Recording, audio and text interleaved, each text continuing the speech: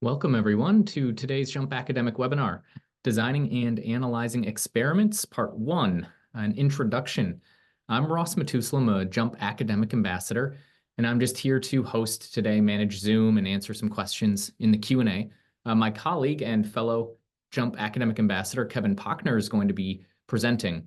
Now, to preface things, just briefly, design of experiments, or DOE, as it's commonly referred to, is a generally applicable technique in most scientific and engineering disciplines. And it's really the definitive way to establish causality between factors and responses or outcomes.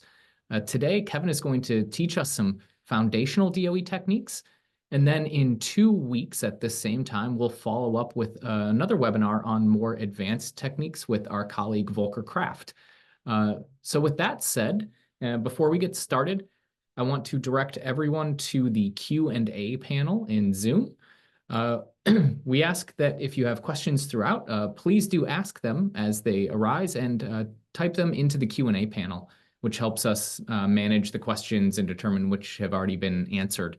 Feel free to put other general comments, maybe for the group as a whole, into the chat, but do use that Q&A panel for all your questions. All right, so with that said, let's hear about some introductory DOE topics. Kevin, are you ready to take it away? I am, and can you confirm you can see my screen with the jump journal? Not yet, but hopefully it's coming in a moment. Oh, I see some thumbs up coming. I think maybe other people can see your screen and I can't. Can someone type into the chat? Yep, other people can see it. So Yeah, you're good, go for it. Okay, yeah, I can see it blocked out. Okay, I don't know why that is. Okay, perfect. So as Ross mentioned, we're going to be introducing you to design of experiments. Aside from this being a very comprehensive topic, I mean, this is an enormous topic. I actually think it's one of Jump's best platforms, not only in terms of the functionality and capabilities we have, but we've developed some new techniques in design of experiments at Jump, our R&D team, that we're the only software that has some of them. So this is a great platform and a great software for doing design of experiments. We obviously can't do justice to this topic in less than an hour, but hopefully I can get some introductory concepts. So with that in mind, what I actually want to point out to you is some resources that we have so you can learn more. And so when you receive this journal, we'll send you an email within a day that we'll have a link to the recording of this as well as this journal. So I've got a list here of some of our resources, and I'm just going to quickly just show you them. We have an instructional tool called the DOE Introductory Kit. And so this will walk you through concepts of design of experiments. It has little quizzes along the way, and then we'll show you how to do things in Jump. So encourage you to take a look at this one. We also have an e-learning course called Statistical Thinking for Industrial Problem Solving. Now, I know not all of you are industrial engineers or focus on those kinds of applications. However, the statistical concepts, which is kind of a beautiful thing about this subject, they apply to so many different sciences and disciplines. And so there's a design of experiments chapter in this. So I encourage you to take a look at this. It takes about 3 or 4 hours to complete. So it's going to be teaching DOE concepts, as well as showing you how to do various analyses and set up experiments in Jump. So that's a great one. We have our learning library, and I'm just going to scroll down to where we have design of experiments. These are very brief. They're just meant as short introductions on how to run the analysis, or in this case, how to set up some experiments. It comes with a 2 or 3 minute video. So these are really just meant how to follow the instructions to perform a particular analysis or set up an experiment.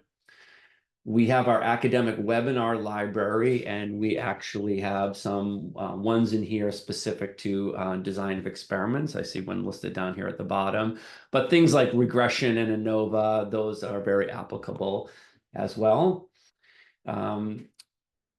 We also have a Mastering Jump webinar series, and so the link that's going to be in this journal is going to be ones that we have on design of experiments. So you can see the long list here each one of these is about an hour. So you can see there's quite a bit of content there for you to learn more about design of experiments. We, of course, have our enhanced data sets and case studies, and we have some specific case studies. I'm just going to scroll down here.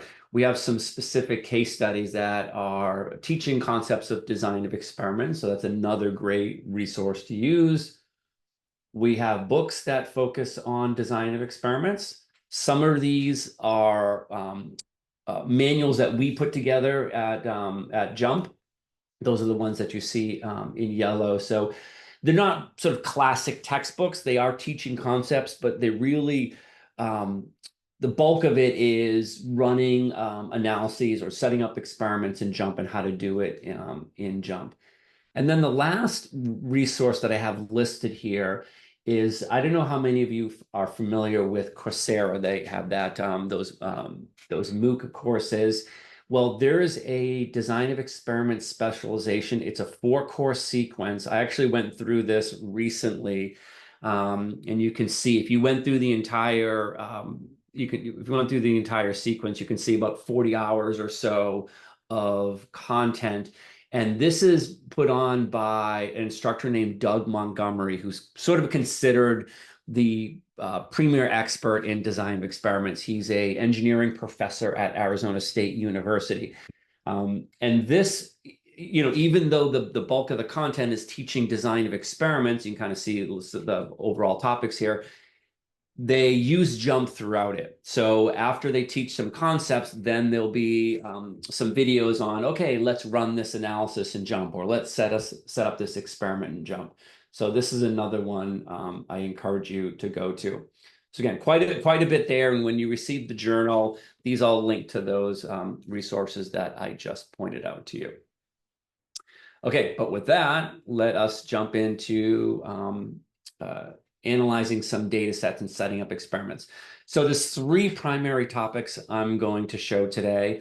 One is on one-factor experiments, and these are very handy. It's very common that research studies are done with you're examining the impact that one primary factor has on some outcome. And so these are still very popular, and I'm going to show 2 examples. One that has something called the blocking factor, and I'll talk about that when we get to it, and one that does not. I'm going to show something called a fractional factorial experiment, and that's designed to screen a lot of potential factors to see which ones are important, but doing so without having to run every possible treatment combination. As many of you know, if you run experiments, they can be costly and very, very time consuming. I've worked on experiments where a given run of an experiment costs over $50,000 and takes over 2 weeks to run.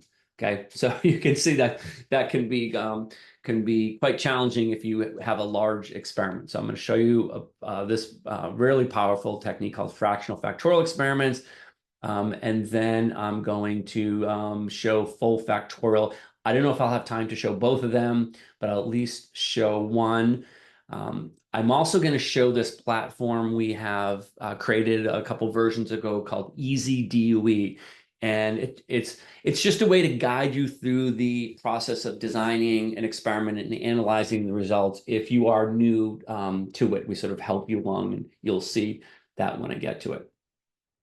Okay, so with that, I don't see any questions posted to start, so I'm going to open up some data sets and get going. Okay. So this first one I'm going to open up here is a one-factor experiment, and it happens to be a semiconductor application, and basically it's all about trying out different etching tools where you're etching the wafer. And so we have an outcome variable called etch rate, which is basically the amount of material you're removing within a unit of time. And then we have 4 etching tools that we're trying to see the effect that it has on etch rate. So we might be testing out these etching tools. So just for generality, they're just called A, B, C, and D. And etch rate here is in this column. So important thing to point out if you're new to statistical software is the way you put the data into JUMP is like this. The outcome variable is in one column. That's the variable. That's the Y variable. And then the X variable, the explanatory variable, is also in one column. And then you're just identifying. So for each, you can see for each row, there's a tool and an etch rate. So you don't have the data where the etch rate is in 4 separate columns, one for each tool. You organize the data this way. So that might be new to some of you. I know there's other tools that don't do it like this, but this is the standard way that statistical packages are done. Okay, so I'm going to start off with just graphing the data using our graph builder. And now there's graphs everywhere in JUMP. So anytime you do any kind of analysis in JUMP, you get all sorts of visualization, all sorts of graphics. But if you're just sort of, hey, I want to just graph the data and it's not tied to a specific analysis, then you typically want to use our graph builder. So I'm going to just launch that. Now, what you get here is basically a blank canvas waiting for you to make the graph. Okay, so we're going to drag variables into different roles. Now, this one's really easy because we only have 2 variables here. So I'm going to put etch rate on the y-axis. That's pretty typical in analyzing data, that you put the outcome on the y-axis. It's kind of called the y variable if you look at an equation. Now, I haven't given the etching tool yet, so that's why I'm starting off with just a dot plot of all the etch rate values. And then if I grab etching tool and put it down here on the x-axis, well, now it's going to separate the data according to the etching tools. And so you see I've got A, B, C, and D. Now, this is just a dot plot. You can, for example, if you wanted a box plot, you would go up here to the palette and just pick box plot. If you wanted them both, you would hold the shift key down and just click on both of them. Now, when you only have, in this case, you can see there is only, we only have 5 data points for each group. So I think a box plot would be silly because box plots are designed to reduce data to just a 5-number summary. So the dot plot would be the best graph in this example here. Okay. Now, there is some statistical analyses you can do from the graph builder. And so I just want to show you what we might want to do here. So one thing we might want to do is we might want to show the mean and a confidence interval for the mean for each of these groups. And that's this item here.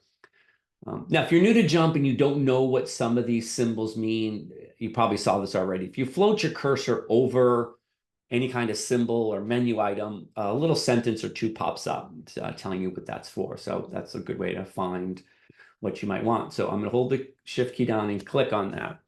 And so what has been added is a mean, the sample mean of each of those groups. That's that blue line. And then I see there is a confidence interval for the mean.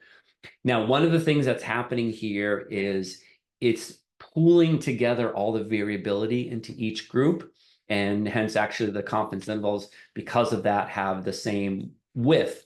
So it's sort of taking, it's almost like it's taking the average of the 4 standard deviations and bringing them together. But you can, over here on some controls, you can say, well, I want these confidence intervals to use only the variation within each group, and that would be assuming unequal variance, and you would click on that, and now you see that has different widths. A common assumption is to assume equal variance unless we have strong evidence otherwise. So this is actually a better way to go, is to assume equal variance. Now, over here, I've got some other things, like I can actually conduct the F test, which is where you test if the means are equal or not. And so the F statistic pops up here, as well as the p-value. I can even display the means and standard deviations. And so there's the mean and standard deviation for each group. So I'm going to show you another platform where we're going to have a little bit more capabilities to do, more detailed analyses. But this is nice that you can get some basic stat analyses right from the graph builder. Now, something I want to show here, because this is a great new feature we just added, is it's not uncommon that you augment and edit this graph. So for example, I can click on an axis and my axis settings come up, and I might go in here and change the font, right? So maybe I want to change the color, change the font type, the size.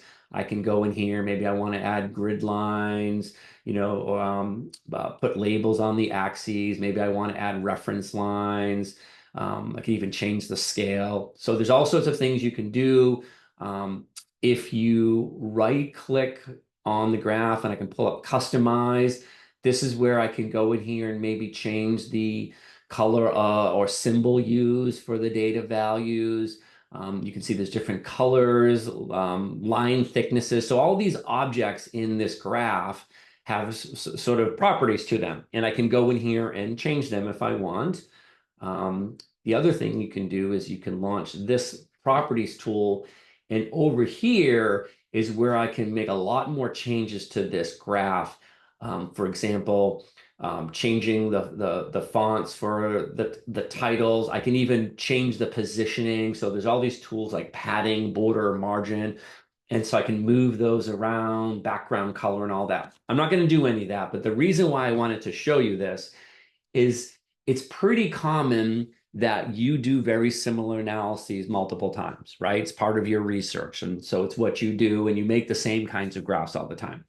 And maybe you're submitting it to a publication. And so there's a way that you edit this graph, say the cosmetics of it, the aesthetics of it, and you don't want to do that every single time, right? Because maybe there's a whole bunch of steps. Well, once you do it once, up here in the upper right, and this tool I'm showing you is everywhere in JUMP. We just added this in version 18, and these are called presets. So when you click on this, what I can do is I can say save the presets as, I'm going to click on this, I would give it a name. I'm not going to do it, but I'd give it a name and hit OK. And when I do that, I'm going to have, again, I didn't save it, so that's why there's nothing here. But under my presets, I'm going to have an item there for all of those settings I pick. So the next time you do an analysis, you want these dot plots, you want all of the changes that you've made. All you have to do is go under my presets and launch that thing you've saved, and it will be edited that exact same way. Now, we also put sample presets, so we build them. So for different analyses and graphs, you'll see that we actually have a bunch saved. So this is just a really convenient way to be able to duplicate analyses you do without having to go through all the steps every time with the editing. So I'm just super excited about that. So I wanted to squeeze that in, even though I know that's not the topic of today, because you'll find that very, very handy. But what I wanted to do is I want to launch the platform that's really designed to do this kind of analysis. And that's, or at least one of them, and that's called Fit Y by X. Okay. And this is to do basically a bivariate analysis. And my outcome variable is Y, etch rate. My factor, my X variable is etching tool. You put that there. Now JUMP is going to run the analysis appropriate for this. So if I put in, for example, 2 numeric variables, then JUMP would run a linear regression. But in this case, I've got a categorical X. So JUMP is going to do a one-way ANOVA. So I click OK. Now, anytime you run any analysis in JUMP, it's going to start off with some initial output. So it opens up a report with some initial output. And one thing that I think really distinguishes JUMP from other software is it doesn't produce static output. Think of this as an interactive tool that I now start doing further analyses on. And what you're going to see if you're new to JUMP is you're going to see these red triangles everywhere. And so when you click on that, a menu will appear of the things you would do next from that particular piece of output. So the menu is contextual to that analysis or report you're looking at. And so if I, for example, say, well, show me the means and standard deviations, then I'm going to get a table here of the means and standard deviations. And it also shows me confidence intervals. Now, whenever you see a table, if you right click on it, you'll see an item here called columns, and JUMP will have a default set it's showing, but you can change some of these or turn some of these off if you wanted to do that. The other thing you can do is you can say, make into a data table, and it will just send that table to a new JUMP data table. You can also format the columns. So maybe you don't want to see so many places after the decimal. You can change that. So whenever you see a table, you've got some options there. Now, in this particular graph up here, you saw some confidence intervals got added. So I'm going to go to this menu item here called display options. And so this is how we can augment the graph that we're seeing there. So, again, jump's going to have some defaults it shows, but we can go in here and pick other ones that we want. For example, I can show a box plot. I don't want to do it with this data, but I could do that. Now I'm going to go to ANOVA. So this is where it's going to do the formal analysis of variance. And so now I've got the familiar ANOVA table here. Here's my F statistic. That's the same one from the graph builder. I got other statistics like R squared. I can see the root mean square error. Right? That's basically kind of pooling together the variability. Let's say I want to do multiple comparisons because I can see from this test statistic and p-value that it's considering not all the means to be equal. I mean, you can kind of see that from the graph. If you've done enough analyses in your life, I don't even have to run a test. I can see something's different. But the next step would be, where are the differences? And so that's something where you're going to do multiple comparisons, and Jump has a few here. I'm just going to pick student T's. That's a popular one. So when I click on that, then down at the bottom, I'm going to get some more output. So you see how this report is growing. And by the way, you'll also see these little gray triangles. This is where you can close up particular pieces of output, and then it kind of becomes almost like a table of contents, right? Then you can just open up specific things that you want to see here. Right? And so down at the bottom, I'm actually getting every possible pairwise comparisons. I've got a measure of that difference, confidence interval that difference, a test statistic, p-value, a visualization showing the confidence intervals color-coded, identifying which ones are statistically significant and not at that confidence level. Some of you might be familiar with the connecting letter reports, where you determine like any group that shares letters, like those two, those ones, and this one's by itself, is where is where the differences are. So now I'm realizing maybe I should have picked something other than A, B. This A, B, C, and D, that's the name of the etching tool. That's not what the A, B, and C here are. Or sorry, maybe I should have called that 1, 2, 3, and 4 or something else. But this is a common way that you summarize where the differences are. You can also interact with the graph. So up here, I can click on particular groups and it's identifying which ones are significantly different or not. Now, this is another example. Let's say all of these things I just did is very standard, and it's what I do every time I run this kind of analysis on this type of experiment.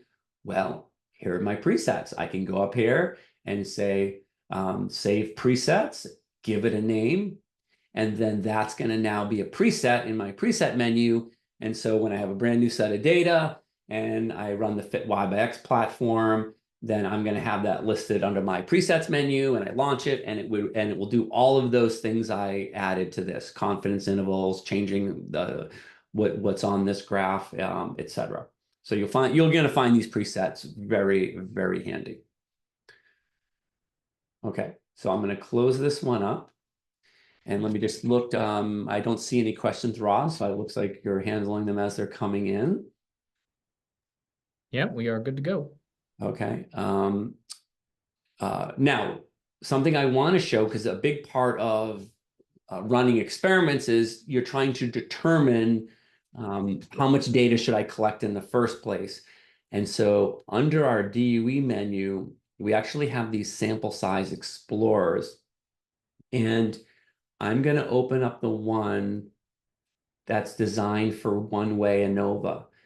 And so when you open up this tool, this is an interactive platform where you're basically evaluating different scenarios and seeing what is the likelihood that your experiment would detect these scenarios you're describing. And so there's a couple different options. I'm going to start off with this first one, where I choose group means. So let's say, for example, that data set I just looked at with the etching tool, it had four groups. So I'm going to put 4 up here. And what you have to do is you put in values for the means that you want to consider. Now I'm just going to I'm going to go back to that data set. I just want to get a general idea of where those values were. Okay. All right.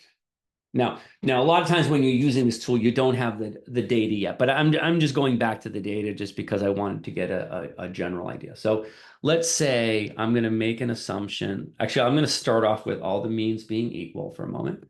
So let's say 550 for each. Okay. Right. Now, in this case, what I've defined is there's no difference, right? All the means are equal. And then what I'm going to do is I'm going to come up here and I'm going to start controlling and making adjustments on the sample size and power, and you're going to see the relationship between those two.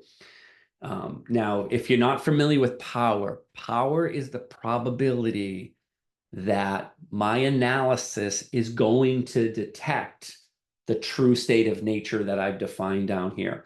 Now, the true state of nature I've defined down here is they're all equal. That's actually why the power is 5%, right? Because that's our significance level. That's our cutoff. Now, one of the things you have to do is you have to make an assumption of what is the variability inside each group. Okay, so that's just something you have to do. You have to be like, I gotta, otherwise, how would it solve the problem if it doesn't have some kind of sense of the variation?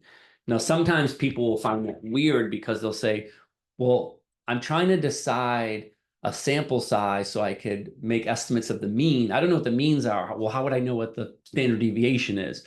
But if you think about it, you can realize I have to make some kind of assumption. And so I would go in here and I'd make some kind of assumption of what, in this case, it's the variance, sigma squared. So I have to say, well, what do I think the variance is? My advice is to pick the worst you think the variability is, the largest you think the variability is. That's the safest way to do it. Now, I'm going to pick a value that's kind of consistent with the data set that I was just looking at. Again, we might be using this before I even have the data set. And so I'm going to make an assumption that the variance is 290. Again, you can use your subject matter expertise. Maybe you've ran similar experiments in the past. You have a sense of this data, this variable, and so you might have some values you can put there. And then down here, I would pick some kind of scenario. So let's say I was like, what if one of the means is actually 600? Okay, so one of the means is 50 units bigger than the other 3. And I click OK. And then now down here, I can start either by using the controls or typing in values. I can see the relationship between power and sample size. And so let's say I'm going to pick something. Let's say I wanted an 85% power. In other words, if I go out and collect some data, I want there to be an 85% chance, or at least an 85% chance that I detect that one of the means is different, if in fact one of the means is different by 50 from the rest. And when I do that, it's going to come back with a sample size.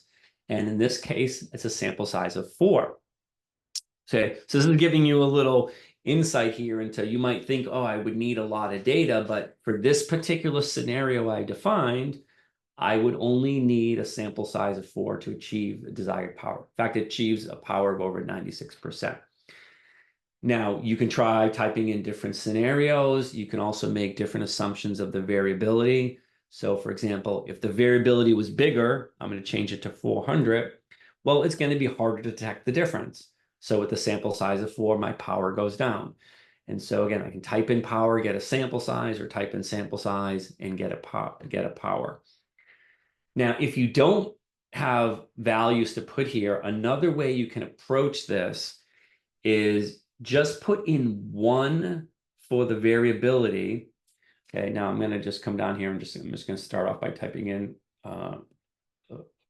0 for each of these here.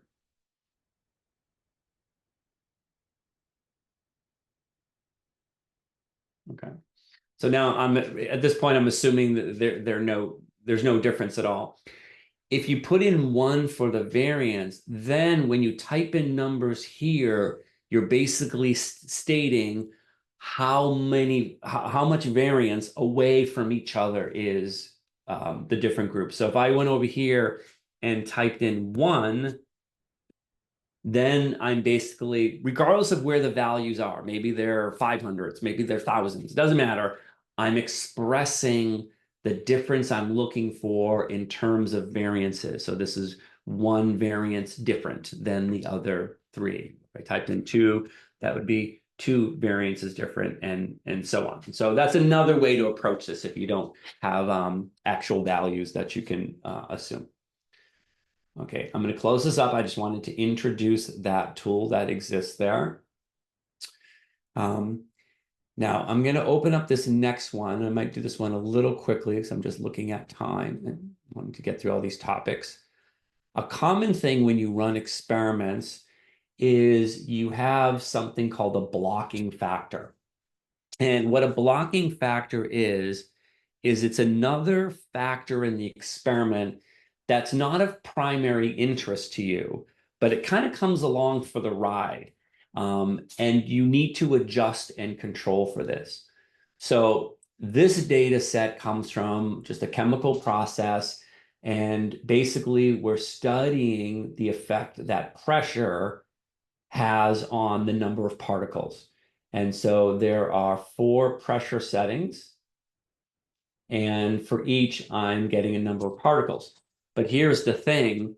Let's say to run this process, I have to prepare material, and I have to prepare batches of material. So because I can't sort of do this full experiment with 1 batch of material. And so what I have here is a batch of material. And for each batch, as you'll see, I have run the 4 different pressure settings. Now, if you just run this analysis using that fit y by x, and let's say I put in, so I'm going to put in pressure as my x, particles as my y. Okay, I can go in here. I'm going to get that same kind of output.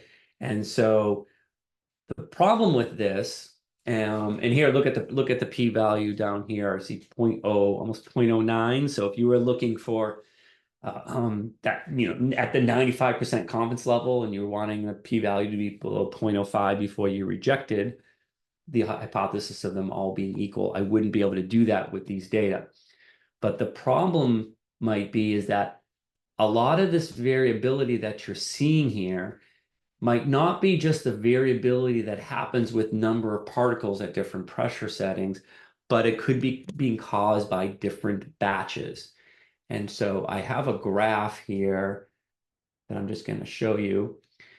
This is where I've plotted the number of particles by the 4 different pressure settings, right?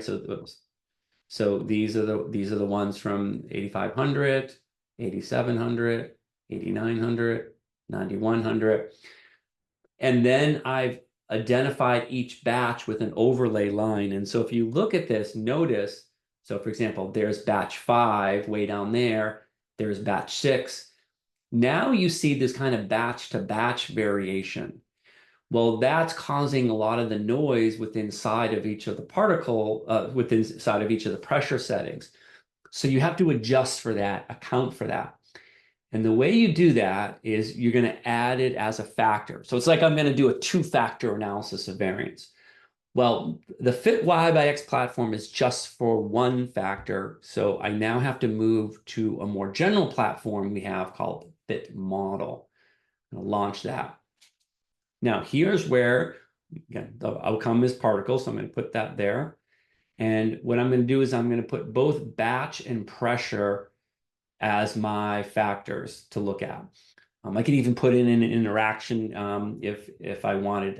Not actually here. I'd have to do a little slightly thing different, and I might have the time to show that. And so now when I click run, now what I have, now look at the p-value for pressure. So it went from 0.09 all the way to 0.00003. And that's because there's a significant difference between batch. Batch is causing a lot of variation in particle count, and it made it harder to see the effect of pressure. But now that I've controlled for or adjusted for that batch to batch variation, now I can really see that effect of pressure. And I'm going to bring up the profiler. This is a nice little tool here. And so now I can see that that effect of pressure going from the 4 settings. Now, some of you might be thinking, wait a minute, pressure is a numeric variable. So why were you treating it as as categories? Maybe I don't want to just see are the means different, but I want to estimate how it's changing. Well, pressure, the way I have this variable set up right here is I have this set up as it's numeric, but I have it as an ordinal variable. Now I have pressure as a numeric continuous variable. Now I have it hidden. That's why you didn't see it. So let me unhide it. So I also set up pressure as a numeric variable, numeric continuous variable. So now if I run the fit model platform here, I'm going to put particles as my Y. I'm going to put batch, and I'm going to use the numeric continuous version of pressure. Well, now what it's going to do is, sorry, it opened up on the other screen there. Now it's going to basically fit a regression line of the relationship between particles and pressure, and then it's got a separate line for each batch.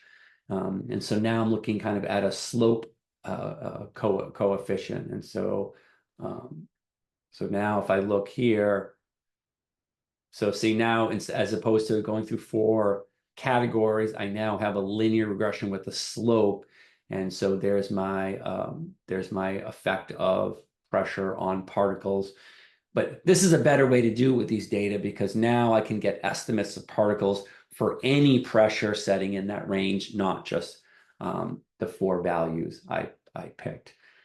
Now I didn't do this, but I'll quickly just do this here. Is if I wanted to, I could have tested to see if there was an interaction, if the effect of pressure was different for the different batches. And you do that by selecting the 2 variables, coming over here, and I'm going to go factorial to degree, and 2 is the setting. And so you can see what it did is it added this interaction term. And now when I fit the model, now what it's going to do is it's going to start off by allowing the slope, the effect pressure has on particles, that rate of change, it allows it to be unique for each batch. But there's a statistical test up here, and this is indicating I don't really have the statistical evidence to conclude the interaction is important, and I can just take it out by selecting it and then say remove, and then the whole analysis report window gets updated accordingly. Okay, all right, moving on here. I'm looking at the time, and I've got to speed this up a little bit here. Okay, so the next one I'm going to show is a fractional factorial experiment. And so the example I'm going to show is this is also a chemical process, and I'm going to bring over a PowerPoint slide here. This will just help me explain what I'm going to do. So I want to run an experiment with 5 factors, and if at 2 levels. So each factor has basically a low and a high setting. So you see, feed rate, stir rate, catalyst, concentration, temperature. If you haven't seen this diagram before, this is a common way that you show what an experiment looks like. And basically all of these cubes with the little corner points identified with those orange circles, that's showing every possible treatment combination in these 5 factors. If I were to run every single treatment combination in 5 factors at 2 levels, it would take 32 runs. So basically 1 factor is 2, 2 factors is 4, 3 factors is 8, 4 factors is 16, 5 is 32, right? Then it goes to 64, 128, 256. You see how the experiments get big real fast.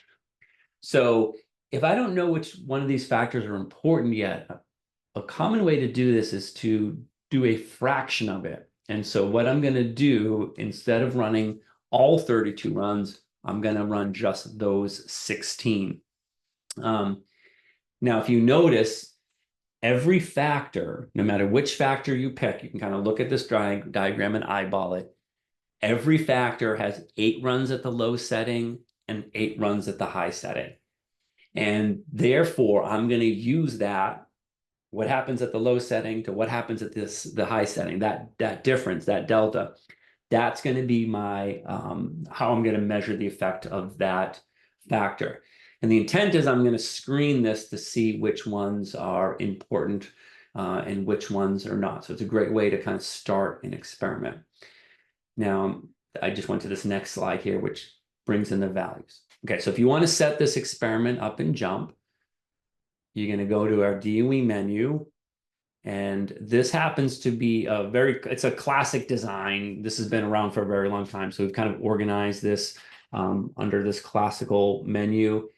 And I'm basically running, we call these screening experiments. They're a way to screen to find out which factors are important. So I'm going to click Screening Designs. And basically what you get here is this dialog box where you're going to type in all of the information. And so in this case, my outcome is yield. So I would type in yield, and then I can specify, am I trying to maximize this, minimize this, hit a target. This is mostly important when you're going to try to find the factor settings that achieve some goal. And it's really helpful when you have multiple responses that you're measuring and you've got to find some kind of compromise. Maybe you're trying to maximize one response, minimize another response, hit a target in another one. And you can set all that up at the beginning. So when we get to the running the analyses and building models, we can ask JUMP to find the settings that optimize this. Now down here is where I start adding my factors. Now I happen to have 4 factors that are numeric. And so I'm going to go in here and I'm going to type 4 and I'm going to click continuous. So they're things like temperature, stir rate, they're continuous numeric values. And then you go in here and you start typing in the factor names and the level. So for example, temperature is 140 to 180. So you'd come over here and you go temp. And the low setting is 140. The high setting is 180. Let's see, feed rate is 10 to 15. Feed rate 10 to 15. Stir rate is 100 to 125. Stir rate 100, 125. Concentration is 3 to 6. Concentration 3 to 6. And then I have one categorical factor, catalyst. And catalyst is just A or B. And so now I'm going to type categorical at 2 levels. And so that is catalyst. And I'm going to type A and B. Okay. Now I click continue, and JUMP's going to sort of bring you through this process of setting up this experiment. I'm going to leave it at this default where JUMP's going to show me a list of designs I can pick.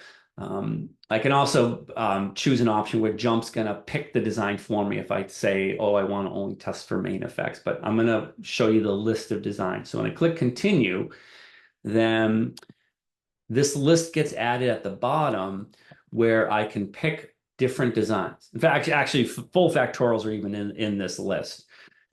So the things you want to basically identify is how much am I going to fractionate this design? So am I going to do a half fraction, which is the 16, a quarter fraction, which is 8.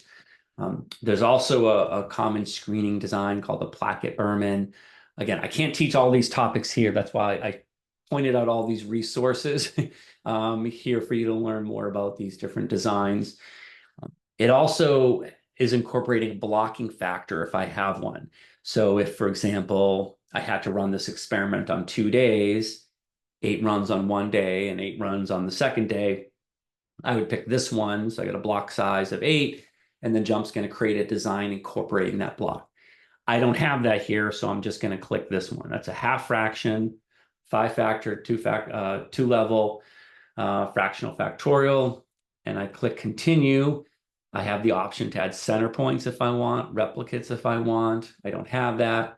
And I click make table, and then Jump is going to basically make this table where it's got the experimental design here, and then it has this column called yield, and that's where I'm going to run each of those factor settings. So in this case, the first run is temperature 180, feed rate 10, stir rate 100, concentration 6, catalyst B. I would run that and then get a yield, and then I would type in that number, whatever it is. And then, now, by the way, these are all in random order. It's a big important concept in running experiments, is we like to randomize so we don't accidentally systematically confound a factor with some potential external variable going on. So this would be a random order. So this next one has temperature at the low setting, feed rate at the low setting, stir rate at the low setting, concentration at the low setting, catalyst B. And again, and then I would type in the yield there. Now, I happen to have this data all set to go with response. So I'm just going to open up that. Okay. And so here is my data table where I have the yield values in here. Now I'm going to launch the fit model platform. Now, actually, when you set up the experiment in Jump will actually create some scripts already for you, ready to run analyses, because it knows sort of what you're going to do. But in general, you're going to launch basically the fit model platform. Okay. Now, here is where I'm going to put in, well, what kind of model do I want to build? In other words, what factor effects do I want to test? So my response is yield, and I have feed rate, stir rate, temperature, concentration, and catalyst. Those are my 5 factors.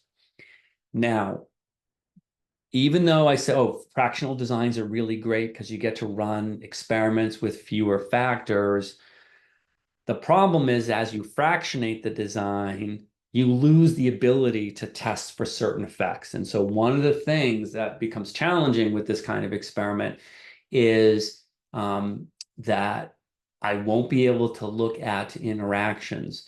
And so if I go in here and ask Jump, okay, I want you to build a model with all main effects and 2-factor interactions, what's going to happen is what you're going to get this report that I don't have any p-values here. Now, I do have estimates because I can sort of algebraically calculate the difference between the low and the high setting in the interactions.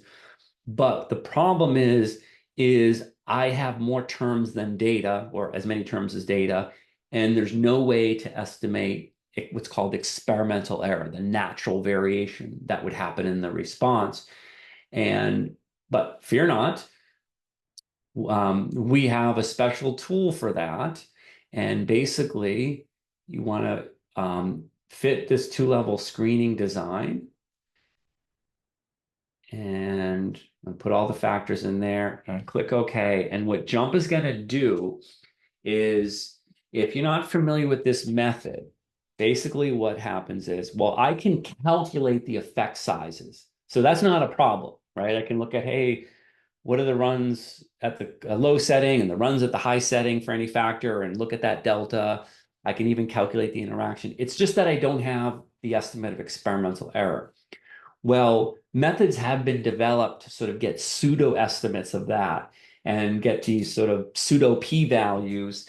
And Jump is coming back and saying, using this method, I'm estimating these effects and identifying the ones that are important. Which ones seem to be large relative to the ones that are not? And so Jump is identifying those. So it's coming back and saying that The catalyst temperature interaction looks to be important. The temperature concentration interaction looks to be important.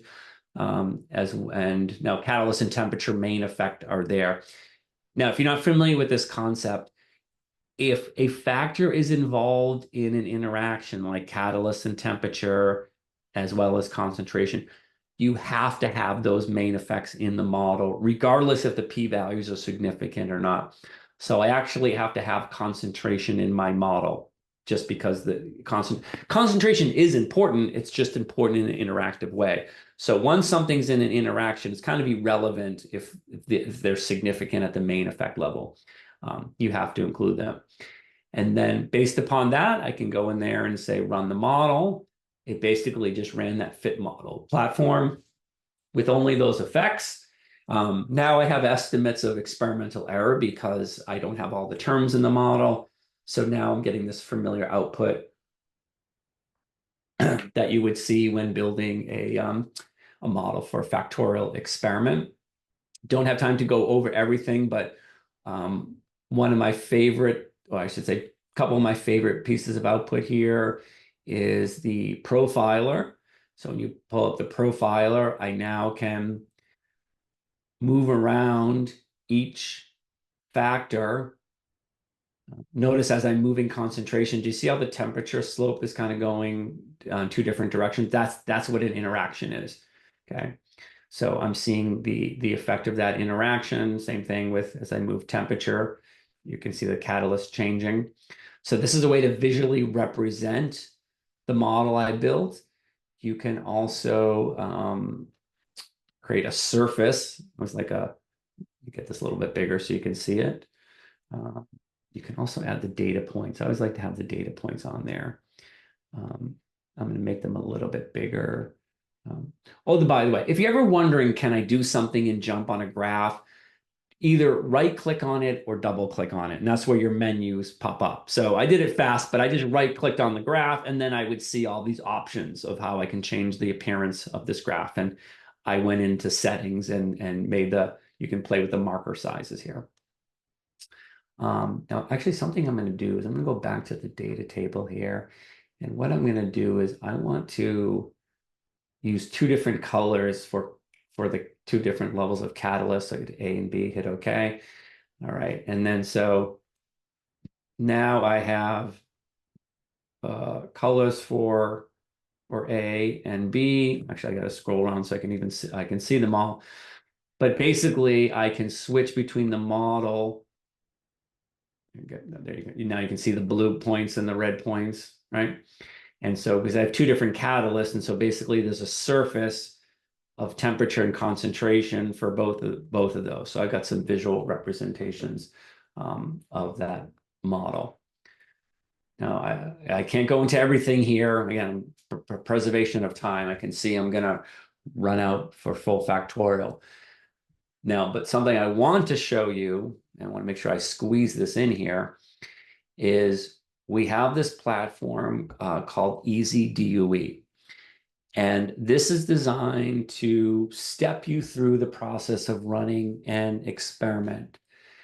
And so I opened up the DOE platform. Now there's a lot of similarity into the our standard DOE platform, but this is meant to help you a little bit. So I'm gonna go here, and so same thing as before. I would type in a response name. I'm just gonna call it Y again, just for the preservation of time.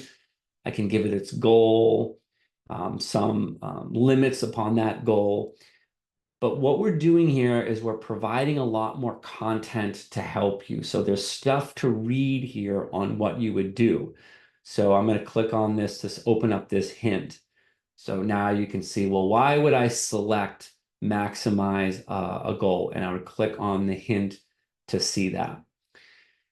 And if I'm adding factors, and so I'm going to add two, I'm going to make this really simple just so I have less to type in. So I can go in here and I'm adding a continuous factor, but I can pick other, maybe it's categorical or discrete numeric. And again, up here is all this content and hints to help you with making those decisions, right? And you basically can either move through the tabs up here or just go to the next button here. And in this place, this is where I'm going to pick a design based upon what kind of effects do I want to test for. And so again, there's little hints here to help you decide, for example, do I want to look for interactions? Do I want to estimate quadratic effects? Am I only interested in main effects? And then you can pick those options. I'm going to pick this one here, and this is going to be 8 runs.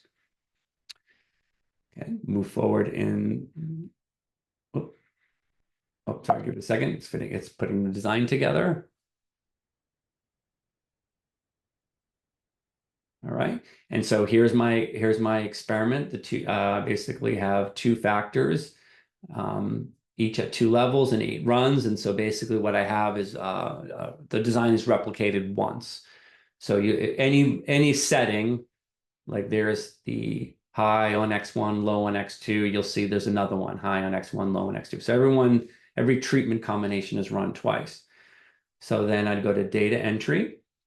And then this is where I run my experiment and type in some values. And so I'm just going to do this here. I'm going to make up some numbers here just so you can get the idea how this works. So as I'm typing in the numbers, notice the plots down at the bottom that I'm seeing here. So, and I'm just making up some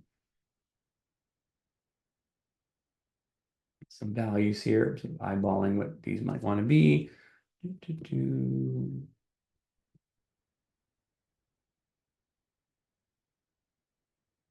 Okay, so as I'm typing in my responses, I've got this graph down here showing me the difference in the data going from X1 to X2. Notice as I just floated over that, do you see that as a whole paragraph of information to help you interpret what this is? Then I can move forward. And so now I'm seeing statistical tests. I'm seeing confidence intervals, again, with all sorts of content here. I'm trying to help you understand how to interpret this. I can go into my profiler, so I can pull up the prediction profiler if I want. And there's options under here. And then the last tab in this is report. And so now we're writing up a little report summarizing the results of that running that experiment. Now, what I happen to do right there is I showed, I'll go back to the design. I basically showed a 2-factor full factorial with replication. So I kind of snuck in, I snuck in the full factorial, but there was something a little bit more detailed I want to do. Now, I don't have a meeting after this, so if anybody wants to hang on, I'd be happy to show you some more, and I can show you one of the examples I wanted to show here if anybody wants to hang up. But I just wanted to quickly make sure I showed you this easy DWE platform, because it's really meant if you're new to running experiments, new to JUMP, this can help you through the process. Now, with all that said, I think our platform is great. I think we provide a really nice interface, how it works. We do provide hints and things you can float over and get tips. So yes, this is easier, but I actually think our regular platform isn't that complicated to use as well. So you might find just going inside of our standard platform of creating experiments and analyzing not too challenging. Now, with that brings us to the top of the hour. I want to check Ross to see if you have any questions. And again, I'll hang out as long as anyone wants, because I do not have anything to do. We don't have a meeting right after this. So let me check in with Ross. How are we doing on having everything answered?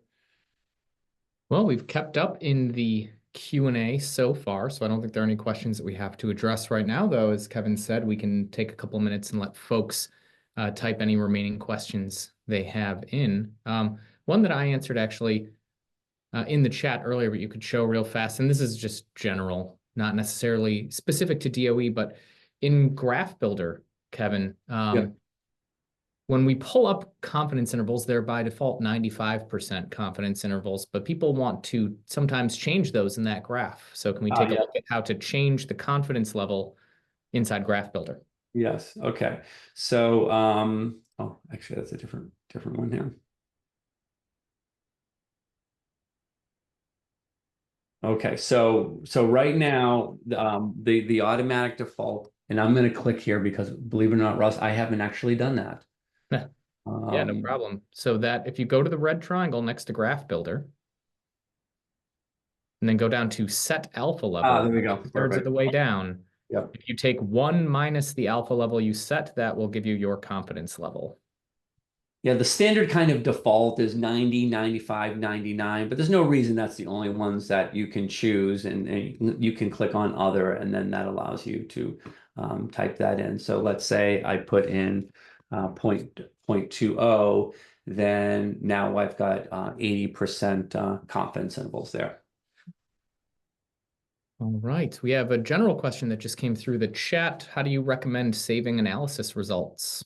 Oh, yes. I never showed that along the way. I should have, because some of you might be brand new to Jump. Anytime you do any kind of analysis, in this case, I have a graph sitting up here. One of the items at the bottom of the red triangle is save script. So you would say save script to data table. You give it a name.